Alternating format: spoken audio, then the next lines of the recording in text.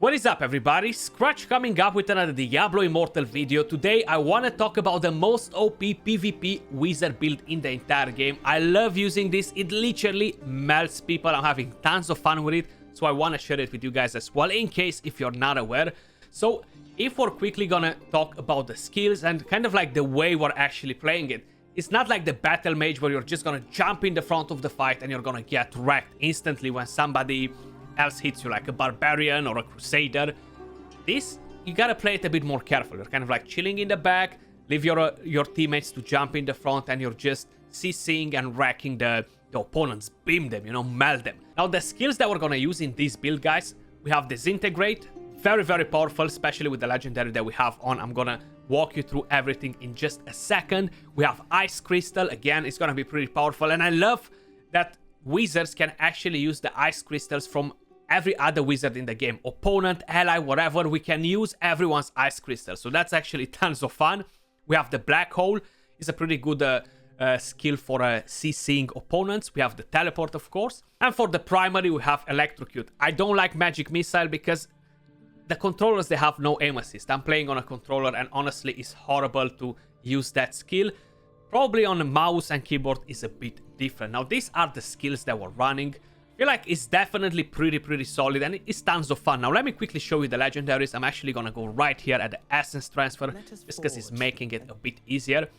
Unfortunately, we don't have enough legendaries for the wizard to empower this build at maximum potential, right? We don't have an offhand weapon, we don't have a chest that's actually gonna help us with the build that we have today. But let me quickly show you what we have. So for a helmet, I actually chose to go with a Mask of Illusion. Teleport now causes you to become invisible and live behind a mirror image. This is so important when I'm trying to escape. A lot of times, even though I'm staying at a distance, some of the opponents are moving super quick, like Demon Hunters just jumping all around, or Crusaders coming in with their pony.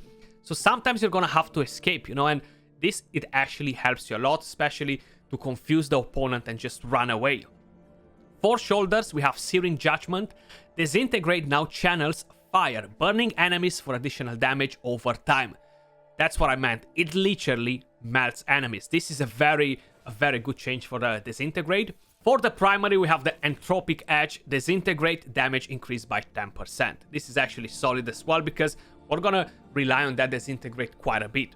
Now for the chest, how I mentioned, is really no option, okay? I have the Star Colors Drapery, but it's not really helping me with my build, and no matter what I would want to choose from here, it's just nothing that's gonna kind of like help me out from what I have available, Hopefully, Blizzard is gonna introduce some new legendaries for the class, just kind of like to empower this build even more. For pants, we have Chaos of Nexus. Disintegrate channels up to 3 additional beams at nearby enemies, each continually dealing 601 damage. Now, this is actually very nice, not only for PvP, but for PvE as well.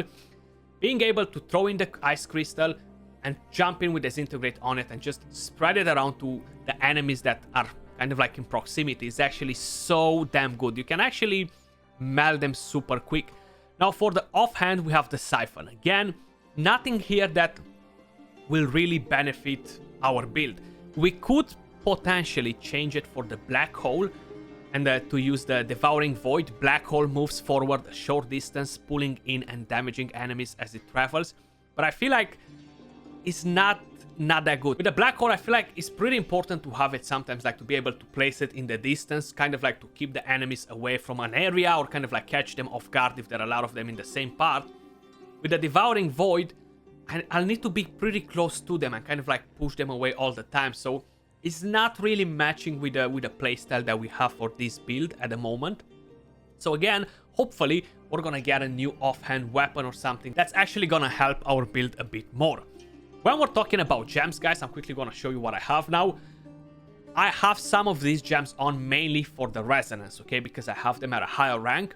But if you don't have these gems, of course, you're gonna be able to use different ones, and I'm gonna kind of give you like the best examples of what gems will go the best with this build. First, let me talk about the set items. So the best set item for this build will be Grace of the Flagellant, because all continual damage, channel damage, and persistent ground damage is increased, okay? So that's going to be very important for the Disintegrate. Plus, if we're going to get it up to 6 pieces, 4 pieces, we're getting more more bonuses, and all of them are kind of like fitting very, very well with this build that we currently have. Now, Echoing Shade is a very powerful gem. If you have it, I would definitely suggest you to keep it on. It's actually going to help you quite a bit. Now, it doesn't proc as often, but it's still pretty damn good to help you out in your fight. We have a Phoenix of Ashes, again, a very amazing gem. It doesn't proc too often, but sometimes it comes in as such a massive clutch. Honestly, I love this gem personally for PvP. I know a lot of people, they tend to be like, well, it takes too long for the cooldown. Why shouldn't I use something else that's going to benefit me more? And I feel that part, but when I need it, sometimes I feel like it comes in as a massive clutch, so that's why I'm a big fan of it. I have a Bloodsoaked Jade, a rank 3. You see my gems are not very high ranks. I'm not a whale, a kraken by any means. Now, I got lucky to collect all the 5-star gems. I think I'm not missing any of them, but not like having tons of duplicates to be able to rank them high. And the problem is the gem power. It's so hard to rank your gems, man. Like, that's why I don't have the smaller gems ranked either, you know? I have the Blessing of the Worthy. Now, this gem doesn't really benefit my build whatsoever. It's great for the Battle Mage, but not for this one. So instead of this, I would try to use either the Trick Shot gem, either the Berserker's Eye. Those 1-star gems are actually very, very powerful for this build. Especially the Trick Shot gem. Your channeled skills consumes energy 8% slower. Now, if you have it ranked up higher, it's great. I used to have it ages ago, and then I fed it from mistake, and now I gotta do it again. So I don't have many gems to waste at the moment. I'm just waiting to collect more, to have more gem power, and then I'm gonna work again on it. And on the Berserker Eye, you see I saved quite a few copies of this. Increases all damage you deal by 5.5, but also increases all the damage you take. So this is actually a pretty solid one. I would probably change out of my entire build. I would change the Power and Command and the Blessing of the Worthy for those 2 gems if I would have them available at a higher rank, you know. But that's kind of like the build, guys. I have my Charm right here. It's not that amazing, right? It's gonna help me with my Black Hole. It's gonna help me with the Disintegrate. The Teleport is not really gonna do damage because I don't have the pants or the helmet for it. That was the build that I have. Let me quickly show you some gameplay from the Battlegrounds.